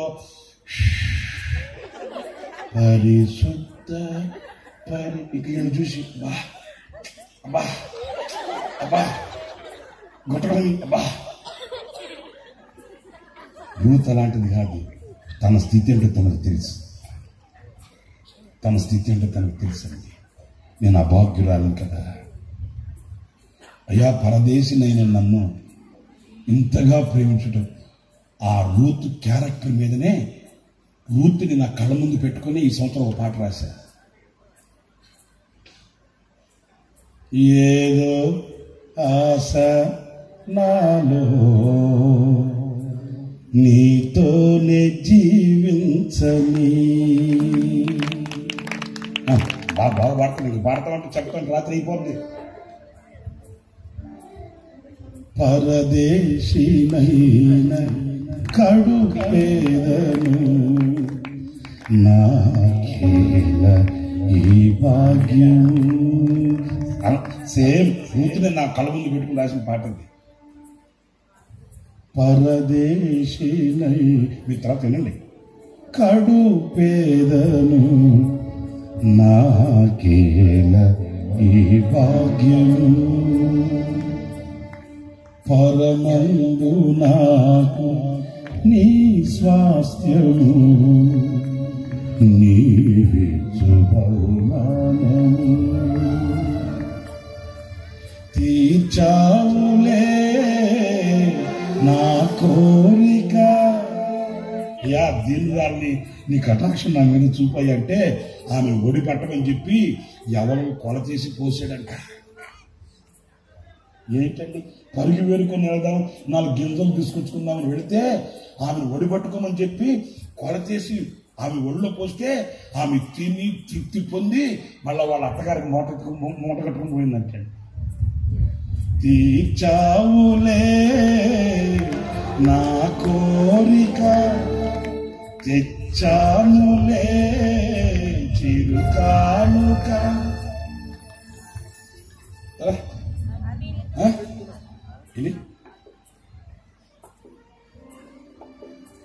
చాలా బాగుంటుందండి. యూత్ని గురించి ఆ బోయాస్ మురిసిపోతున్నాడు. అమ్మా నీ క్యారెక్టర్, నీ సంగతి అంతా నేను విన్నాను. సరే కానీ రా అయ్యా, నేను అభాగ్యురాలని, నేను విధవరాలని, నేను అయ్యా రామ్మా అన్నట్టు నేను ఒక మాట చెప్తాను. నేను ఒక మాట చెప్పి ముగించేస్తాను. నేను కూడా ఏమంటానంటే, నీకు ఆకలి అయినప్పుడు ఎక్కడికి వెళ్ళబాకు, అయ్యా మీరు చెప్పేది ఏంటో. అవునమ్మా, నీతోనే చెప్పేది. నీకు ఆకలి అయినప్పుడు ఎక్కడికి వెళ్ళదు. ఏం చేస్తావు? నువ్వు వచ్చి చేను కోయి వారితో కూడా కూర్చొని నీవు ఆకలి తీర్చుకో, దప్పిక గుండె జల్లుమంది. ఏంటి? అభాగ్యురాల్ని, తృణీకరింపబడిన వ్యక్తిని, ఈ పొలంలో చేనుకోయి వారు ఉన్నారు, హక్కుదారులు, వారసులు, వాళ్ళతో నేను కూర్చుంటున్నాను. అవునమ్మా, నీకు ఆకలైనప్పుడు వచ్చి చిలకలో నీ ముఖం నుంచి చదువుతారన్నమాట. రూతు గ్రంథం నేను రూతు గ్రంథం అంటే మీరు బోయజ్ అంటే ఎట్లా? 2వ అధ్యాయం 14వ వాక్యమా? 2వ అధ్యాయం 14వ వాక్యం. బోయాజు భోజన కాలమున నీవు ఇక్కడికి వచ్చి భోజనము చేసి చిలకలో నీ ముఖం ముంచి తినుమని ఆమెతో చెప్పగా, చేను కోయు వారి యొద్ద ఆమె ఇప్పుడు చెప్పండి, ఎక్కడ కూర్చోవాలంట? చేను. నాకు ఎడం వైపున ఏమైనా సాగలేదు కదా, నాకు ఎడం వైపున, నాకు కుడి వైపున ఈ వేదిక మీద చేను కోయు అని వాళ్ళు ఉన్నారండి. వీళ్ళంతా ఎవరో? చేను కోయు పనివారు. బోయాజు పొలంలో చేను కోయు పనివాడు. మీరు ఎక్కడ కూర్చోవాలి తెలుసా? అపహాసికులు కూర్చుండే చోటు కదా కూర్చోవలసింది. మీకు ఆకలైనప్పుడు వచ్చి ఈ చేను కోయు పనివాళ్లతో కూడా కూర్చుంటే బోయాజు వచ్చి మీకు పేలాలు వడ్డిస్తాడు. నేను చెప్పింది మీకు అర్థమైందా? మరి అది మీకు పేలాలు వడ్డించింది ఎవరు? నేను చెప్పింది చదవండి. అక్కడ చేను కోయి వారి ఆమె కూర్చుండెను, అతడు ఆమెకు పేలాలు అందియగా ఆమె తిని తృప్తి పొంది. ఎవరు ఆమెకి పేలాలు అందించింది? ఎవరు? ఇప్పుడు నేను చెప్పే మాట జాగ్రత్తగా మీరు ఫాలో అవ్వాలండి. కూర్చుంది అక్కడ చేను కోయి వాళ్ళు పనివాళ్ళ దగ్గర కూర్చుంటే పేలాలు రొట్టె ఇచ్చింది ఎవరు? అది. మీరు సేవకులతో ఐక్యత కలిగి, సఖ్యత కలిగి, సంఘం సభ్యత్వం కలిగి సేవకులతో మీరు సహవాసం కలిగి ఉంటే మీ ఆకలి తీర్చేది ప్రభువు. మీ దప్పిక తీర్చేది ఎవరు? ప్రభువు. నీ అక్కర తీర్చేది ఎవరు? ప్రభువు. నీ గుండెల్లో దుఃఖాన్ని పెట్టుకుని దిగమింగుకొని వచ్చి కూర్చుంటే వాక్యరీతిగా నీతో మాట్లాడేది ఎవరు? ప్రభువు. అంతేగాని సేవకులు కాదు. మేం కాదు నీ ఆకలి తీర్చేది. మేము రోగంతో ఉంటే కనీసం పట్టించుకుని మా పాస్టర్ గారు పిచ్చి తల్లి, పాస్టర్ గారు పట్టించుకుంటే ఏంటి, పట్టించుకోకపోతే ఏంటి? నిన్ను స్వస్థపరిచే హస్తం చాపేది నీ ప్రియుడు, నీ ప్రభువు.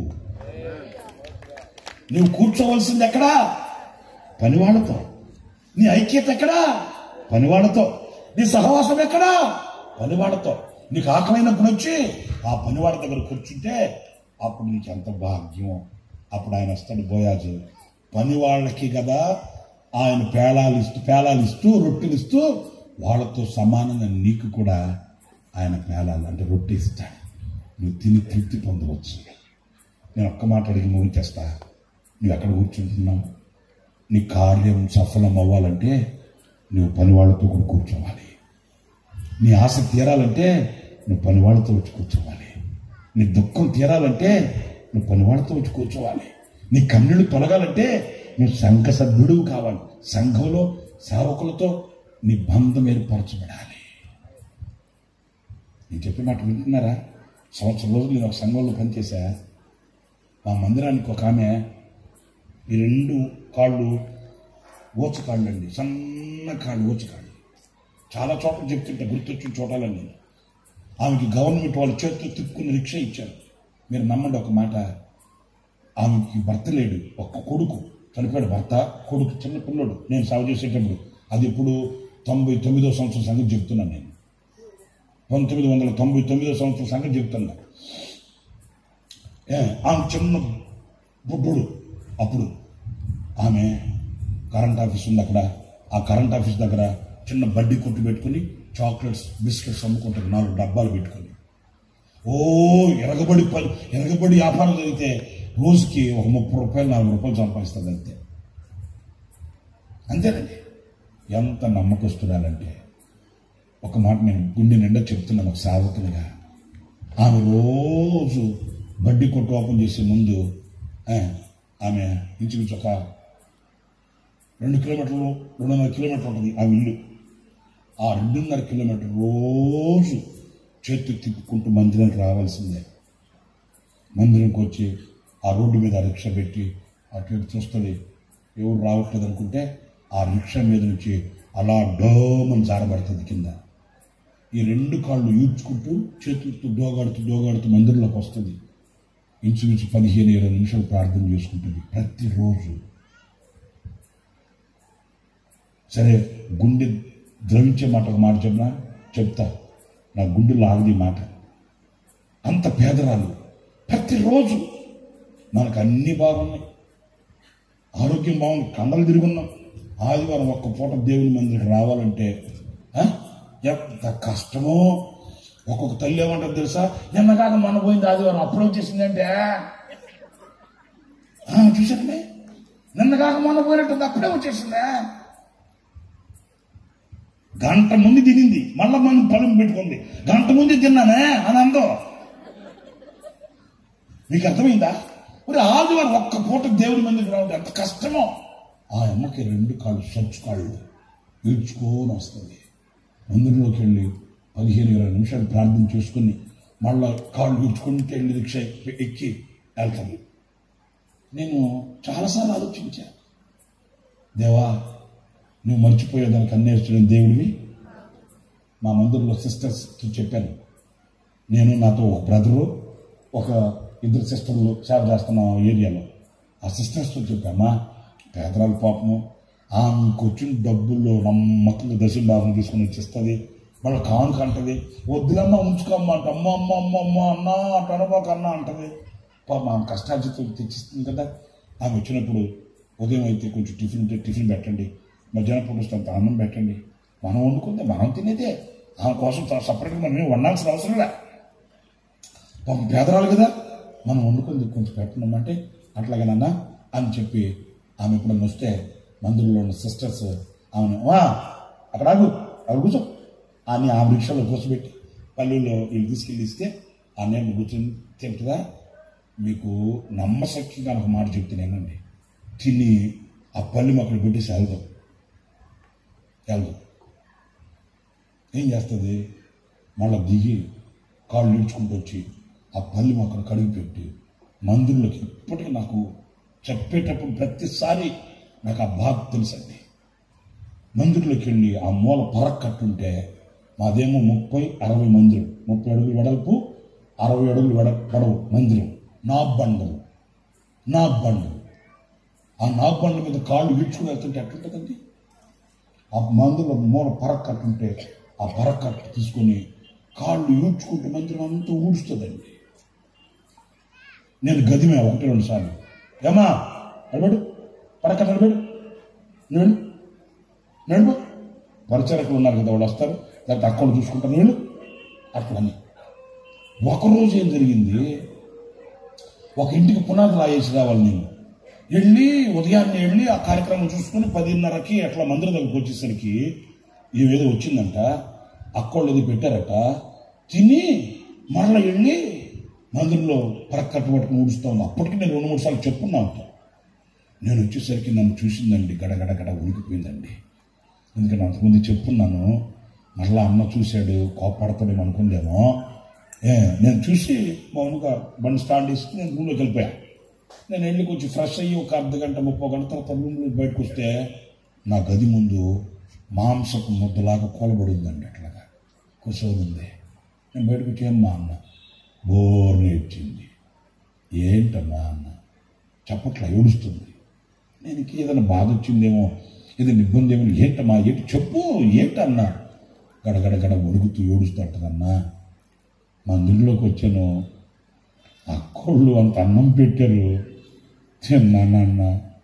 దేవుని మందిరంలో అంత అన్నం తిన్నానన్నా, దేవుని మందిరంలో అంత అన్నం తిన్నానన్నా, రుణం తీర్చుకుని వెళ్తానన్నా, నేను రుణం తీర్చుకుని వెళ్తానన్నా అని ఏడుస్తుంది.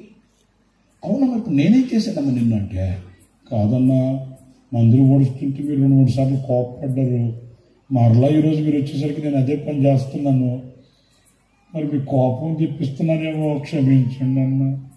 దేవుని ఇంట్లో అంత అన్నం తిన్నానన్నా, దేవుని రుణం తీర్చుకుని వెళ్తానన్నా. నేను నిజం చెప్తున్నాను, నా కళ్ళు పటపట నీళ్ళు రాలేయండి. నేను అన్నాను, తల్లి నేను వేరే విధంగా కాదమ్మా, నేను ఎందుకంటాను నిన్నట్లాగా, కాకపోతే నువ్వు బలహీనరాలు కదా, నీకెందుకు మనోడు పరిచయం చేసేవాళ్ళు ఉన్నారు, వాళ్ళు వస్తారన్నానే కానీ నేను వేరే విధంగా కాదు తల్లి అంటే అంటది, అమ్మా నా కాళ్ళు బాగలేవు అంతే కదా, నా చేతులు బాగున్నాయి కదా.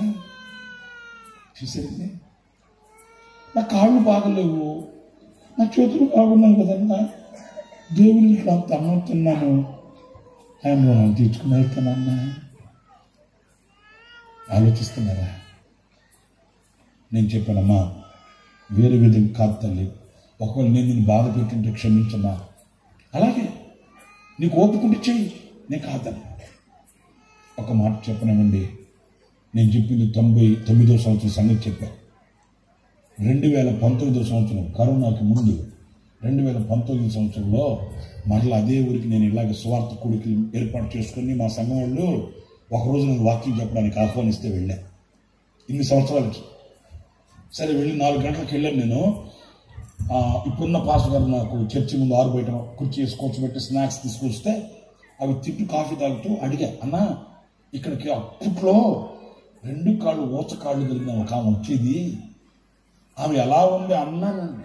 వెంటనే మా పాస్టర్ గారు అన్నాడు, అన్నా ఆమెకేమవుతుంది అన్న, బంగారు లాంటి విశ్వాసి.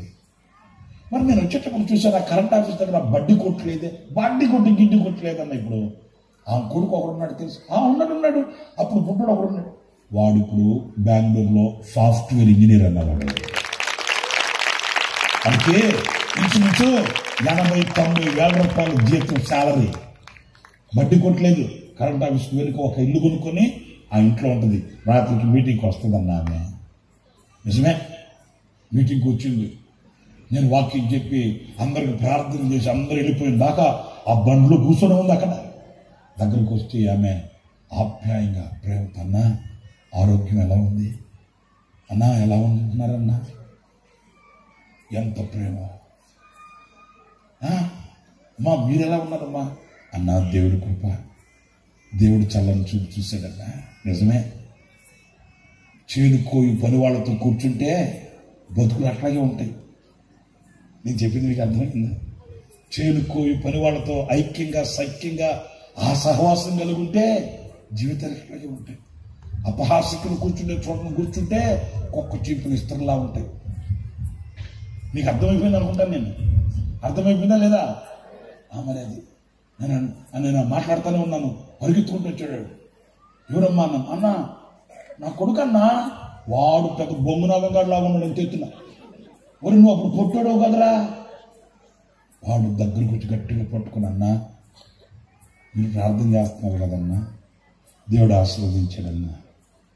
ఎక్కడ ఉంటున్నావురా? బెంగళూరులో ఉంటున్నానన్నా, పలానా కంపెనీలో పనిచేస్తున్నానన్నా, విప్రోలో. బాబోయ్ 80,000 రూపాయలు వస్తుందన్నా, 80,000 రూపాయలు వస్తుందన్నా. మీరు అందరూ ప్రార్థన చేశారు కదన్నా. నిజమే, దైవ సేవకుని దేవుడు అలా ఉంటుందండి. దైవ సేవకుని చల్లని మాట అలా ఫలిస్తుందండి. అందుకే బోయజ్ అన్నాడు, నువ్వు ఎక్కడికి వెళ్ళి కూర్చోవద్దు, నువ్వు ఎక్కడికి వెళ్ళద్దు, ఎక్కడికి వెళ్ళదు. ఇక్కడ నేను యవనస్తులకు ఆజ్ఞాపించాను, మా పనుడు కూడా చెప్పాను, నిన్ను ఎవరు నిన్ను డిస్టర్బ్ చేయరు, నువ్వు వచ్చి పని వాళ్ళతో కూర్చో. ఇక్కడ కూర్చుంటే నీ ఆకలి తీరుతుంది, ఇక్కడ కూర్చుంటే నీ తప్పికి తీరుతుంది, ఇక్కడ కూర్చుంటే నీ లైఫ్ సెటిల్ అవుతుంది. అంతే. లేచి నిలబడని ప్రార్థన చేసుకుందాం. అందరు లేచి ఒక 2-3 మాటలు ప్రభుత్వం మీరు చెప్పండి. ఇంతవరకు ప్రభు మీతో మాట్లాడుతూ వచ్చాడు కదా, ఇంతవరకు ప్రభు మీతో ముచ్చటిస్తూ వచ్చాడు కదా. ఇప్పుడు మీరు 2 మాటలు ప్రభుత్వం చెప్పండి. పరిశుద్ధాత్మను ఇంతసేపు మీతో మాట్లాడుతూ వచ్చాడు, మీరు అంతసేపు మాట్లాడనక్కర్లే. ఒక 2-3 మాటలు. ప్రభువా నిజమే, నేను చేసేది సఫలం అవలా, అలసిపోయి సొలసిపోయి సొక్కిపోయి సమస్యలిపోయి జీవితం మీద విరక్తి కలిగి దుఃఖాన్ని దిగమింగుకొని బ్రతుకుతున్నా. ఎందుకంటే ఏది చేసినా కలిసి రావట్లే, ఎక్కడికి వెళ్ళినా నాకు ఏమీ నెమ్మది ఉన్నట్లే, బంగారు పట్టుకున్న మట్టి అయిపోతుంది, అడుగు పెడితే నేతులు పడట్లే, గోతులు పడుతుంది, కన్నీళ్లలో జీవితాన్ని ఈడ్చుకుని వెళుతున్నాను. కానీ లేఖనాల్లో అతడు చేయనిదంతయు సఫలమగును. ఎవరతను? అవును, దుష్టత్వానికి దూరంగా ఉండాలి, నా మార్గాన్ని సరిచూసుకోవాలి. అపహాస్యకులు కూర్చునే చోట నేను కూర్చోకూడదు. అలాంటి బ్రతుకు నాకు కావాలనైనా ప్రార్థన చేసుకుంటారా? సహోదరి, సహోదరుడా, ప్రార్థన చేసుకోండి. అలాంటి జీవితం నాకు కావాలి. నేను కూడా నిర్ణయం తీసుకుంటున్నాను. ఏదో తెలుసో తెలియకో దుష్టత్వంతో చేతులు కలిపాను. దౌర్బల్యమైన జీవితంతో నేను మింగిలైపోయాను. పాపపూడిలో నిద్రపోయాను. మెలకు వచ్చింది.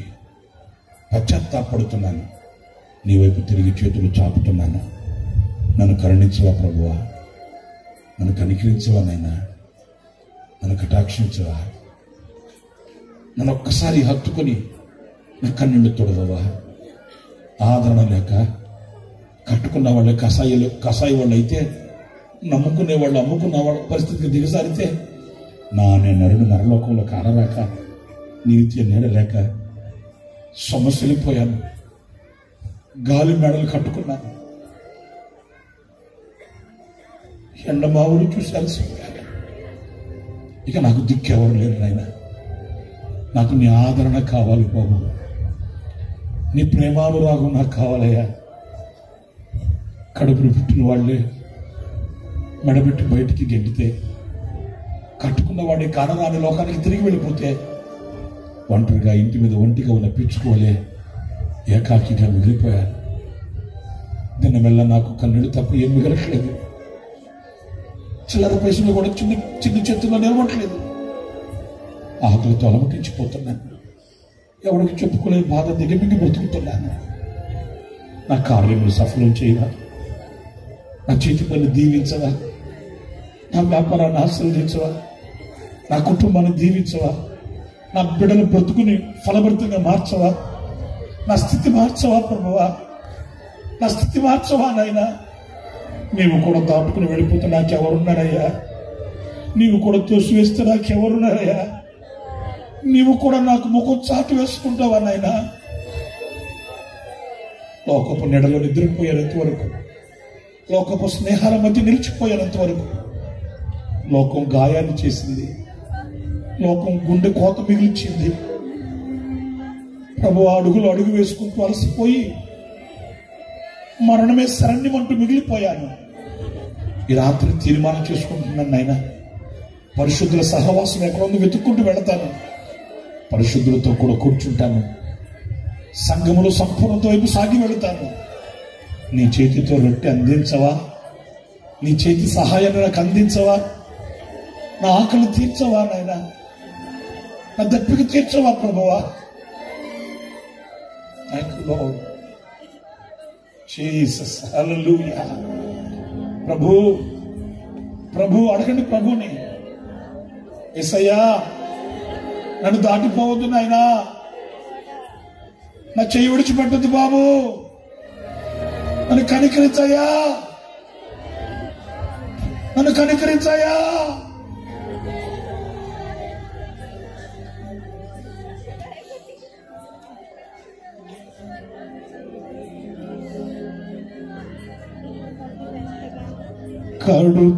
కడుపేదనైనా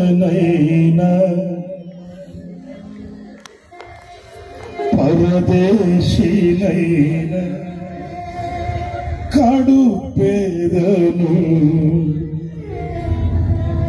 నాకేల ఈ భాగ్యము. పరనందు నాకు నీ స్వాస్థ్యము, నీవిచ్చు బహుమానము.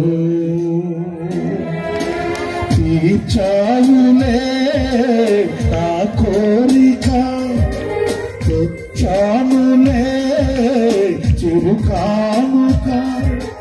అద్భుతులు స్తుతి బాలిక, కరుణామయ యేసయ్య. ఏదో ఆశ నాలో నీతోనే జీవించని,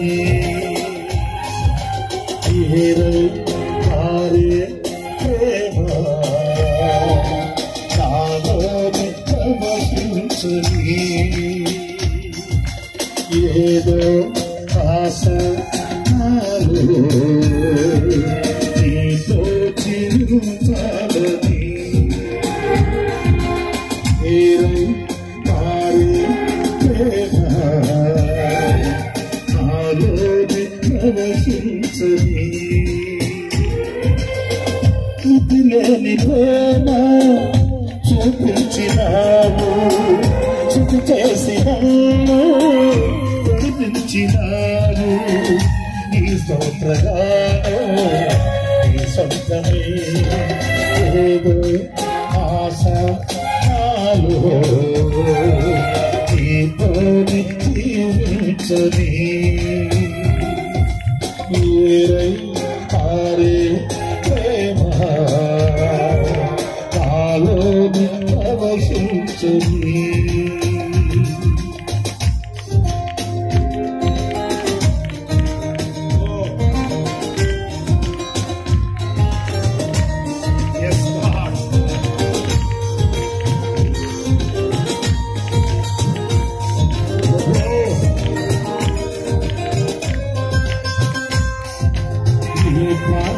సేవం చేయన నా ప్రాణమర్పించన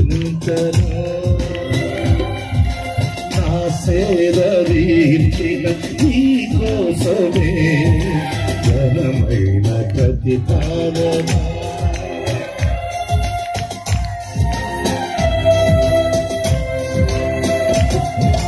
నీ పాద సేవ చేయన ప్రాణమర్పించనా నా సేదీర్చిన నీ కోసమే ఘనమైన ప్రతిపాదన ప్రకటించును నీ శౌర్యము కీర్తించును నీ కార్యము చూపుతును నీ శాంతము తేజోమయ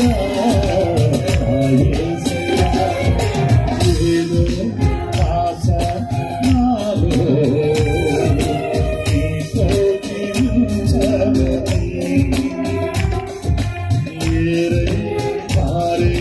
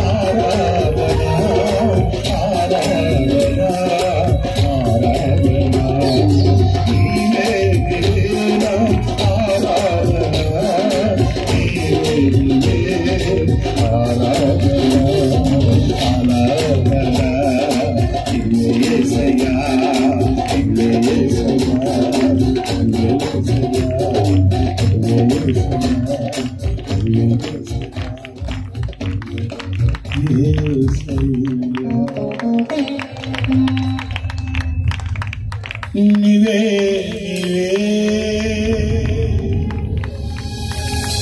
ఆరాధనా నీవే నీవే